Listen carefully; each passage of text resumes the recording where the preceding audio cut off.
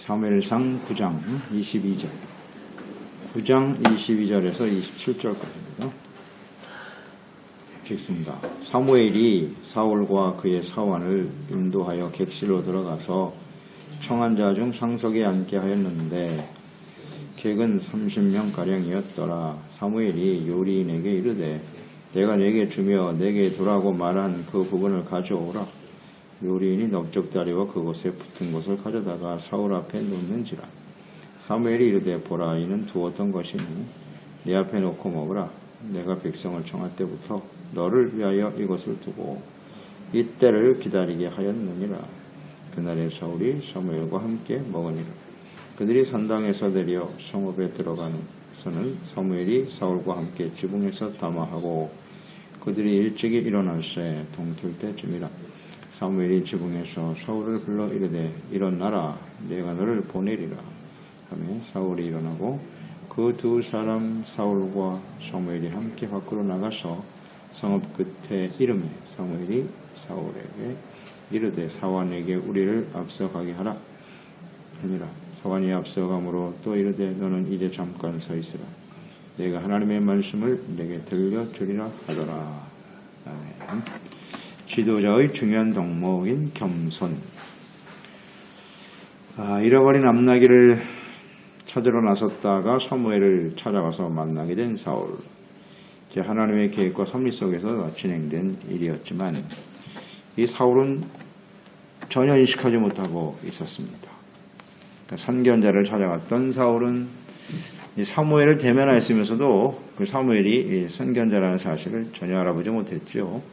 하지만 사무엘은 하나님께서 계획하신 일을 이미 알고 있었고 단순히 제사를 드리기 위해서 온 것이 아니라 하나님께서 보내시겠다고 약속하신 베냐민 사람을 만나 왕으로 세우기 위해서 그곳에 온 것이죠. 이 두 사람이 만났는데 사울은 아무것도 모르고 만났고 사무엘은 정확하게 하나님의 뜻을 알고 만났다. 이것 좀 차이가 있죠. 하나님과 그분의 뜻을 알고 살아가는 사무엘과 전혀 깨닫지 못한 상태에서 사무엘을 만나 이제 하나님의 부르심과 택하심, 이스라엘의 왕이 될 사람이라는 새로운 사명을 받게 되는 거죠. 그러니까 사울의 입장에서는 오늘 이 만남이 굉장히 중요합니다. 그의 인생에 있어서 새로운 전환점이 아니겠습니까? 평범하게 살던 한 청년이 이스라엘의 왕이 되고 지도자가 되는 과정이거든요. 하지만 두 사람이 만나서 이제 하나님의 역사가 이루어집니다. 우리가 지금 언급했듯이 두 사람의 차이를 분명히 알고 있어야 돼요. 사울은 아무것도 모르다가 하나님의 택하심과 부르심으로 지도자가 되고 왕이 된 상태고 사무엘은 모든 것을 다 알고 있어요. 하나님의 계획과 섭리 속에서 모든 것이 진행된다는 사실을 알고 있단 말이죠. 그러므로 자기가 왕이 됐다고 해서 모든 것을 다 알고 절대 주권을 가지고 자기 마음대로 할 수 있는 일이 아니라는 사실을 알아야 돼요. 이 차이를 알란 말이에요. 왕과 사무엘의 차이. 겸손해야죠.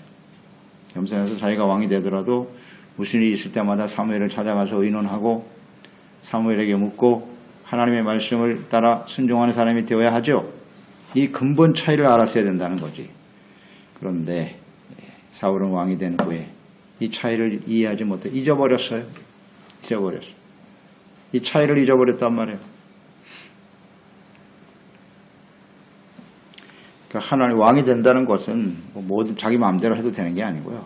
언제든지 하나님의 음성을 듣고 전하는 선지자를 존중해야 되고요.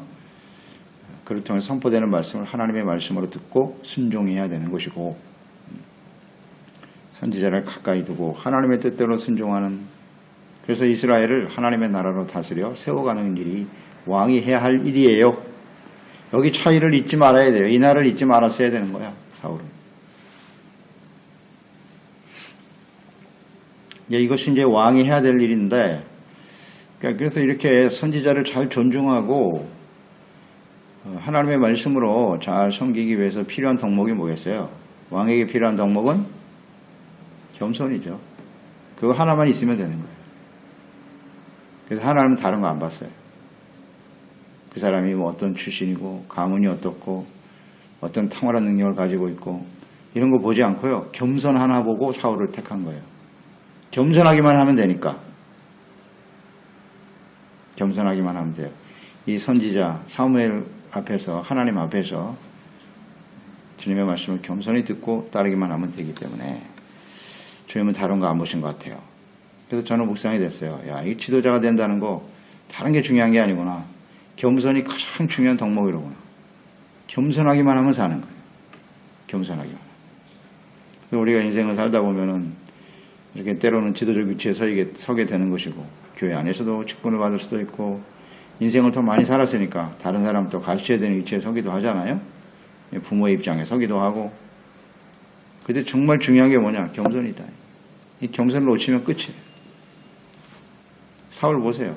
처음에 시작은 겸손했죠. 하나님 우리가 묵상받듯이 하나님의 부르심 앞에 선 이 겸손은 사울은 상당히 겸손한 모습을 갖고 있었단 말이에요. 이것을 잘 지켜갔어야 되는 건데 이제 그렇지 못했다는 게 참 아쉽죠.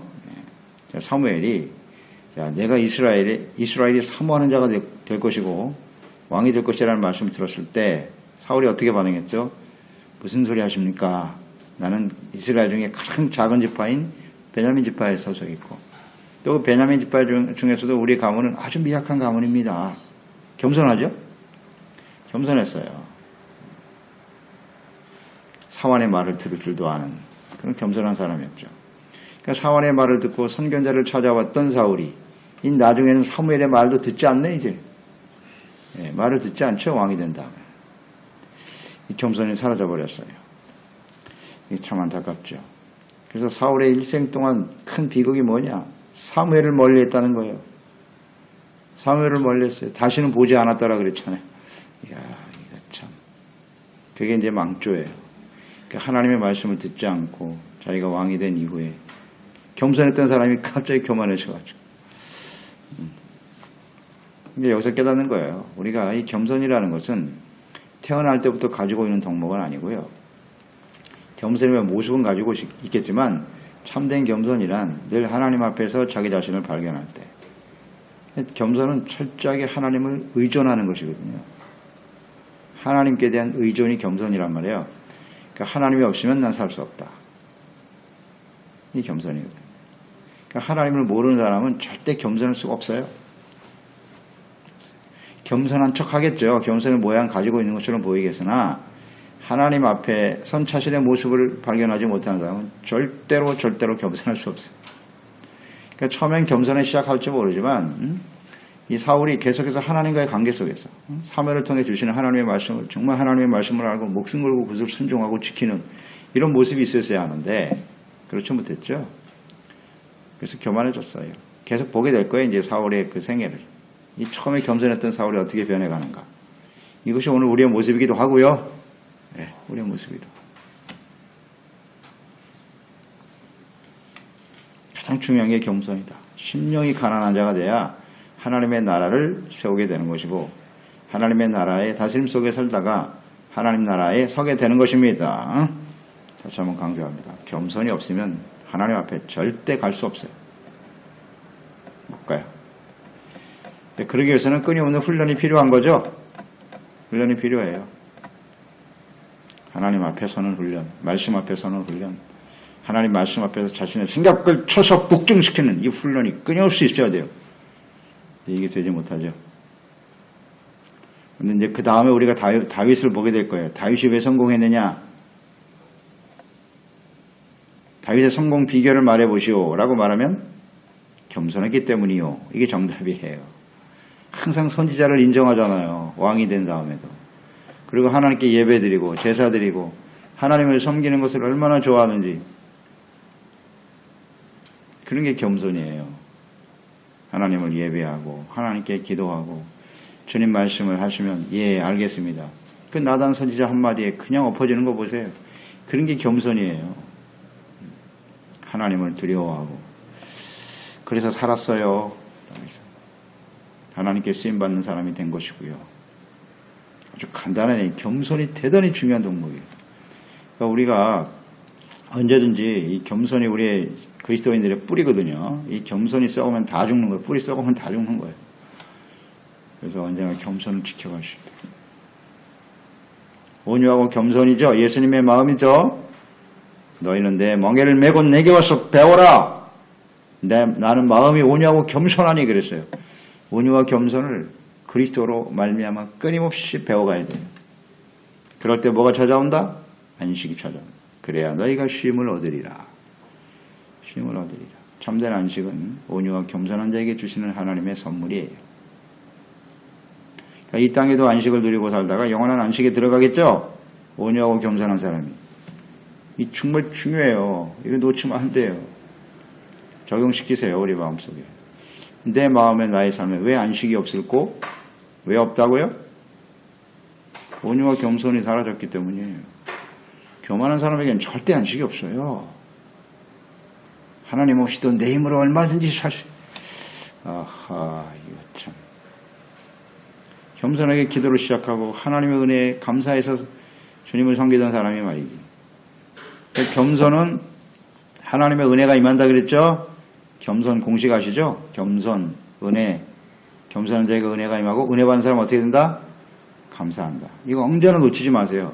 겸손, 은혜, 감사. 감사와 안식과 평안이 내 마음속에 없다. 아, 이건 내가 교만해졌구나. 간단하죠. 그거 보면 모르겠어요. 25절, 27절에 보면 지붕에서 사무엘과 사울이, 그 이전에 22절, 24절에 보면 사무엘이 사울을 데리고 잔치자리에 이제 참석하게 되죠. 그러니까 자신이 앉아야 될 상석에다 사울을 앉히네요.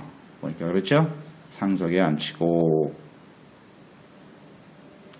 자, 이 사무엘이 지도자로서 이스라엘을 다스리던 사사로서 말이죠. 오랫동안 살아왔잖아요. 이 사무엘. 그 사역을 지금 사울에게 이양한다는 의미예요. 상석에 자기가 앉아야 되는데 그 자리에 사울을 앉혔다고. 처음 보는 어디 젊은 청년을 갖다 그 자리에 앉혔다. 그러니까 하나님의 말씀과 뜻에 철저하게 순종하는 사무엘. 그렇죠? 그 다음에 이제 고기를 가져오라 그랬는데 넓적다리 부분을 미리 준비하여 두었다가 사울에게 주도록 하였습니다. 미리 준비했어요. 이날을, 이때를 하나님이 이미 가르쳐 주신 거죠. 베냐민 사람, 내가 보내는 베냐민 사람 만나면 그 사람을 왕으로 세워라. 자, 지금 이 말씀에 순종하고 있는 거예요. 넓적다리 고기를 그에게 주었다. 이것은 무엇을 의미하는 거냐면 레위기 7장 32절, 33절에 보면 또 너희는 그 화목제물의 오른쪽 뒷다리를 제사장에게 주어 거제를 삼을지니 아론의 자손 중에서 화목제물의 피와 기름을 드리는 자는 그 오른쪽 뒷다리를 자기의 소두로 삼을 것이니라. 지금 여기 제사 드리러 왔고 제물을 나누는 거죠. 그러니까 이것은 화목제물이라고 봐야죠. 화목제물만 사람들과 함께 나눠 먹게 돼 있어요. 근데 그 화목제물 중에 넓적다리, 오른쪽 다리를 누구에게 주라고? 제사장. 이게 율법이에요. 그러니까 그 넓적다리는 당연히 사무엘이 먹어야 되지요. 근데 그것을 지금 사울에게 주잖아요. 이양이 되는 거예요. 너는 이제 이스라엘의 왕으로서 제사장의 역할을 잘 감당해야 되고 이스라엘 나라의 백성들을 거룩한 하나님의 나라로 세워야 하는 것이며, 그러니까 이 사무엘은 평생을 사사로 살았고 제사장으로 살았죠. 그 다음에 선지자로 살았어요. 이 살아온 사무엘이었지만 이렇게 하나님의 뜻에 철저하게 순종하는 사람임을 볼 수 있죠. 그러니까 사무엘은 어떤 사람이다? 겸손한 사람이에요. 이거 쉽겠습니까? 이렇게 하는 게 쉽겠어요? 평생을 하나님 앞에 헌신하고 수많은 사람들로부터 존경과 신망이 두터웠던 이 사무엘 아니에요. 근데 그 어린, 새파랗게 어린 그 사울에게 뭔지도 알지도 못하고 하나님을 제대로 알지도 못하는 것 같은 사울에게 그 자리를 내주고 쉬운 일 아닙니다. 그만큼 이 사무엘은 겸손한 사람이었다. 이런 겸손한 사람이기 때문에 하나님 앞에 마지막까지 쓰임받는 사람이 되는 거예요. 겸손하죠. 이런 걸 배워야 돼요, 우리도. 배워야 돼요. 우리가 연륜이 쌓이고 신앙의 연륜도 마찬가지고 인생의 연륜도 마찬가지인데 이 쌓일수록 우리는 당연히 자기가 대접을 받아야 된다고 생각하잖아요. 내가 나이가 먹었으니까 내가 어른이니까 당연히 대접을 받아야지 이런 생각을 하게 돼요. 사람들은 다. 특히 사무엘과 같은 위치에 있으면 말이죠. 그럴 때 자기를 낮추고 예수님처럼 제자들의 발을 씻는 겸손. 이것이 정말 필요한 것 같아요. 쉽진 않지만 그래도 끊임없이 자신을 낮추는 하나님의 말씀 앞에 그냥 다 내려놓는 거예요. 그냥 내려놓는 거예요. 이런 게 진짜 겸손이다. 그래서 생각하게 돼요. 자꾸 대접을 받으려고 하지 말고 대우받으려고 하는 건 겸손한 모습이 아닌 것 같아요.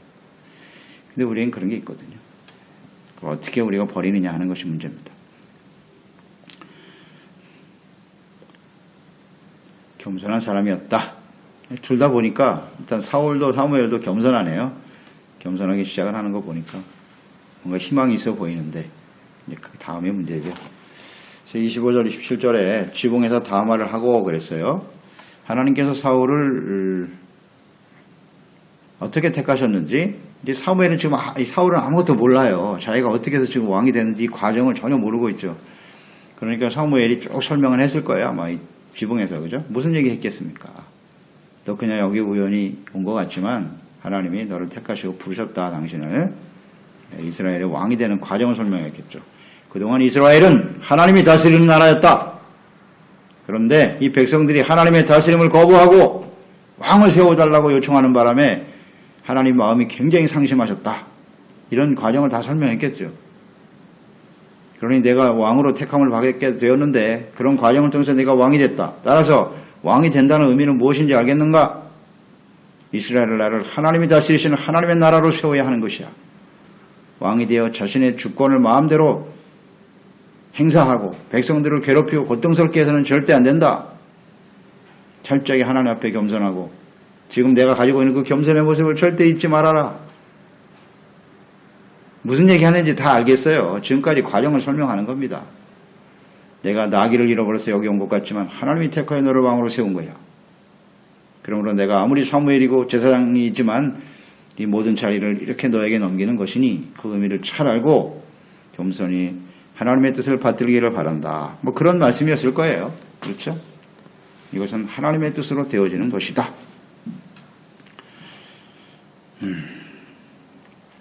왕을 요청했을 때 그 왕으로 인해서 당하게 될 폐해를 충분히 설명하셨죠. 하나님이.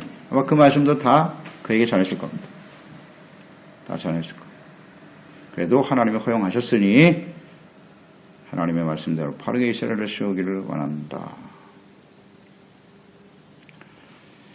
가장 핵심은 이런 거겠죠. 왕이 되는 일은 개인의 입신양명, 즉 출세하여 세상에 이름을 떨치기 위해서 왕이 되는 게 아니고 세상 사람들은 다 그런 생각을 갖고 있잖아요. 그런 게 아니라 하나님의 종으로서 백성들이 하나님을 경외하는 하나님의 거룩한 백성이 되게 하며 이스라엘이 하나님의 다스리는 하나님의 나라가 되게 하는 일이다. 아멘. 이걸 잊지 말았어야 해요. 사울에게 이거 전했을 겁니다. 평생 잊지 말아라 이것을. 자, 우리도 이걸 뭐 그대로 적용을 시켜보세요. 우리가 왕 같은 제사장이라고 하시잖아요. 하나님이.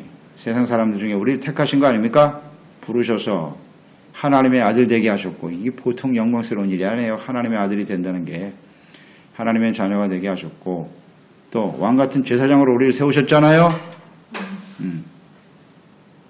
그런데 우리가 세상에서 입신양명 어떻게 하면 세상에서 출세하고 이름을 날릴까? 그것만 인생을 목적으로 삼고 사는 사람이라면 절대 이 주님의 종으로서의 사역을 감당할 수 없어요. 그런데 이런 유혹이 굉장히 많죠. 우리는 입신양명 조심해야 합니다. 나 개인의 유익과 영광을 위해서 사는 게 아니라 언제나 우리 하나님의 종이라는 사실을 잊지 말고 겸손을 놓치면 끝이에요.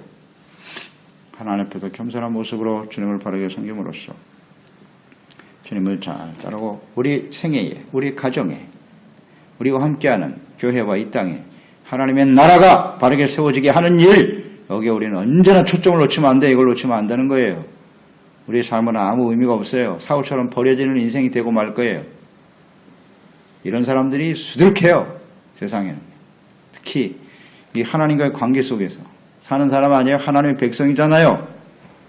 겸손하게 시작했던 사람들이 말이죠. 이렇게 버려진 사람이 얼마나 많은데 이걸 통해서도 교훈을 얻지 못하면 정말 안 됩니다. 그 마지막 절에 보세요. 내가 하나님의 말씀을 내게 들려주리라. 하나님의 말씀을 들었어요, 사울이. 그러면 이제 사울에게는 두 가지 선택만 남은 거예요. 그 말씀을 듣고 순종하거나 불순종하거나. 두 가지 선택만 남아있어요.